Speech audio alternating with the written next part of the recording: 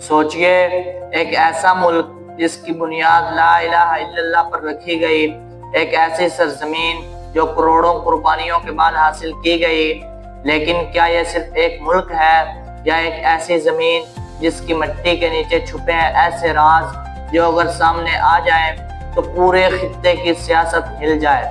کیا آپ جانتے ہیں کہ پاکستان میں ایسی خفیہ سرنگیں ہیں جن کا ذکر کسی تاریخ کی کتاب میں نہیں؟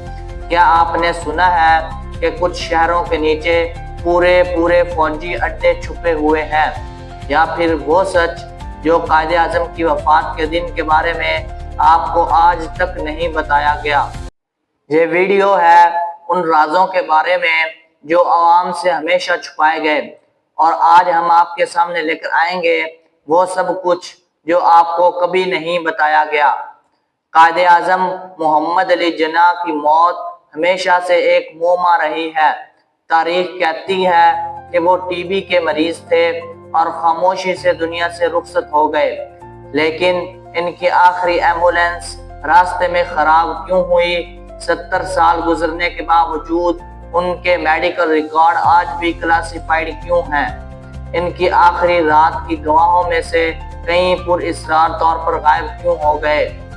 کچھ محققین کہتے ہیں کہ قائد کو مرنے نہیں دیا گیا بلکہ انہیں خاموش کر دیا گیا، کیونکہ ان کا وژن ایک خود مختار، عوامی اور کرپشن فری پاکستان تھا جو شاید بہت سے لوگوں کے لیے خطرہ بن سکتا تھا۔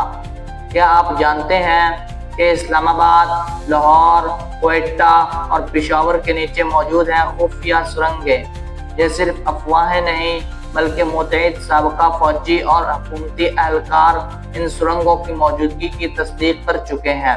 کچھ کہتے ہیں کہ ان سرنگوں کا تعلق کولڈ وار سے ہے، کچھ کا ماننا ہے کہ یہ راستے ایٹمی اثاثے منتقل کرنے کے لیے بنائے گئے تھے، اور چند نظریہ ساز یہ تک کہتے ہیں کہ ایمرجنسی کی صورت میں حکمرانوں کے فرار کے لیے یہ سرنگیں استعمال ہوتی تھی۔ لیکن عوام کو ان سرنگوں کے بارے میں آج تک کچھ نہیں بتایا گیا۔ ہم سب اسپارکو کے بارے میں جانتے ہیں، پاکستان کی اسپیس ایجنسی، لیکن کیا آپ جانتے ہیں کہ 1980 کی دہائی میں پاکستان کے پاس ایک خفیہ اسپیس ویپنز ریسرچ پروگرام بھی تھا؟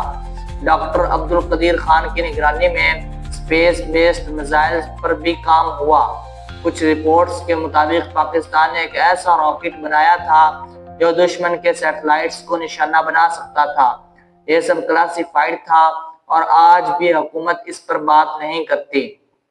پاکستان کی سڑکوں پر، دکانوں میں، یونیورسٹیوں میں اور حتیٰ کہ کچھ میڈیا چینلز پر بھی غیر ملکی ایجنسیاں کام کر رہی تھی اور شاید آج بھی کر رہی ہیں۔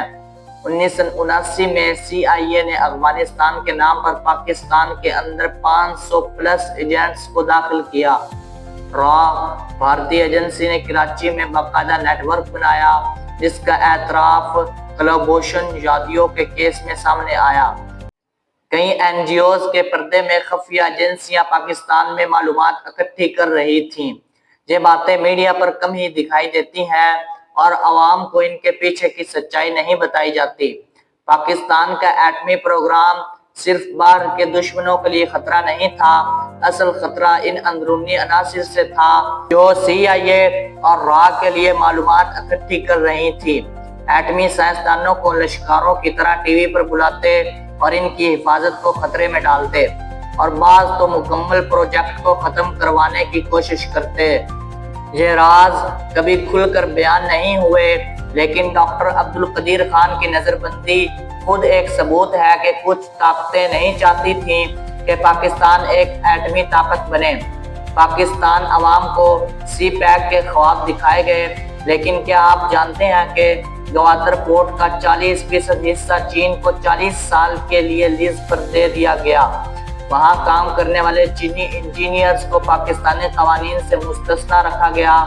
مقامی بلوچ عوام کو روزگار کے وعدے کیے گئے مگر بیشتر ملازمتیں چینیوں کو دی گئیں۔ یہ سب عوام سے چھپایا گیا اور آج بھی بیشتر پاکستانیوں کو گوادر کی اصل حیثیت کا علم نہیں۔ کبھی آپ نے سوچا ہے کہ ایک جیسے دن، ایک ہی وقت پر تمام چینلز پر ایک ہی نریٹو کیوں چلتا ہے؟ کیونکہ پاکستان کے کئی میڈیا ہاؤسز کو غیر ملکی فنڈنگ ملتی ہے۔ صحافیوں کو پریس بریفنگ میں بتا دیا جاتا ہے کہ کیا کہنا ہے اور کیا نہیں۔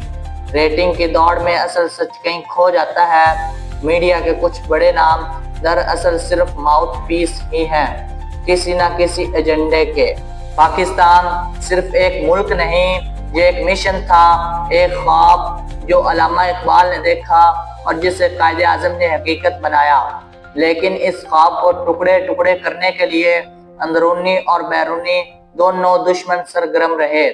اب فیصلہ آپ کے ہاتھ میں ہے، کیا آپ ان رازوں پر پردہ ڈال رکھیں گے یا ان کی حقیقت کو جان کر اپنی آنکھیں کھول لیں گے؟